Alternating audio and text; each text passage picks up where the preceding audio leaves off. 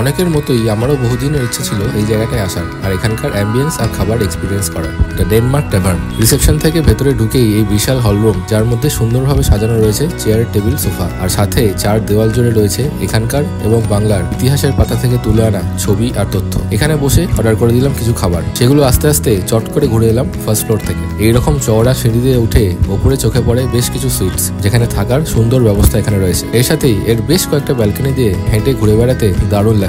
আর এই দারুণ স্পেসটাতে দাঁড়িয়ে বা বসে সামনের গঙ্গার ভিউ মন ভালো করতে বাধ্য। 1786 সালে স্থাপিত এই ট্যাভার্ন কালের নিয়মে যখন ভগ্নস্তূপে পরিণত হয়, তখন 2015 সাল থেকে রেনোভেশন করে 2018-তে এই নতুন লুকে ডেনমার্ক ট্যাভার্নের পুনর্জন্ম হয়। আমি ট্রাই করেছিলাম এখানকার চিকেন সসেজ, যেটা সিল্যান্ট্রো, অনিয়ন, ক্যাপসিকাম দিয়ে সার্ভ করা হয়েছিল। অনেস্টলি আমার খেতে ভালো লাগলেও দামের তুলনায় কোয়ান্টিটি বেশ কম ছিল। আর এরপরে ট্রাই করলাম grill fish with ফ্রাইজ। Crispy coating এর মধ্যে পাতলা ফিশের ফিলে, টেস্ট ভালো, বাট আবারও কোয়ান্টিটি অনুযায়ী ওভার প্রাইস লাগলো।